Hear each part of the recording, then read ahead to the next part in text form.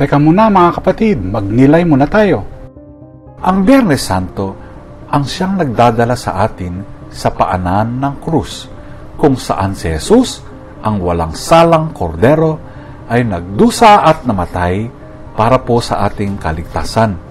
Bagamat wala siyang kasalanan, siya ay hinatulan, inalipusta at tinalikuran ng marami na minsan siyang sinundan. Alam niyo po, si Masabumi Hosono ang nag-iisang Hapones na nakaligtas sa Titanic at siya ay nakaranas din ng pagtalikod ng kanyang bayan. Sa halip na tanggapin siyang may pasasalamat, tinawag pa siyang duwag dahil sa pagsagip sa kanyang sarili. Alam niyo po, sa kultura ng Hapones, binibigyang halaga ang bushido, isang prinsipyo ng pagsasakripisyo.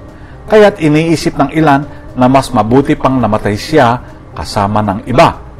Ngunit sa paglipas po ng panahon, mas naunawaan ng mundo na siya ay isang taong pinili lamang ang mabuhay.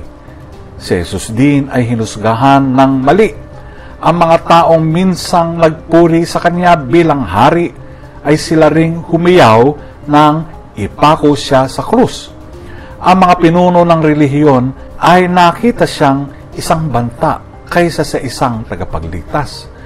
Maging ang kanyang mga alagad ay nagtakbuhan sa takot.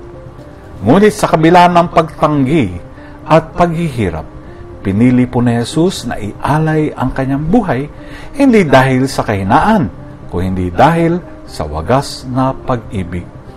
Tulad ni Hosono, maaring tayo rin ay humarap sa maling paghatol o pagtanggi.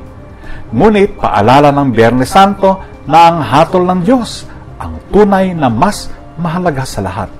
Maaaring hindi tayo maunawaan ng mundo, ngunit nakita tayo ni Kristo at minamahal.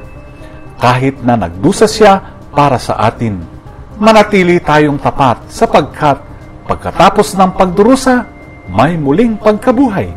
Amen.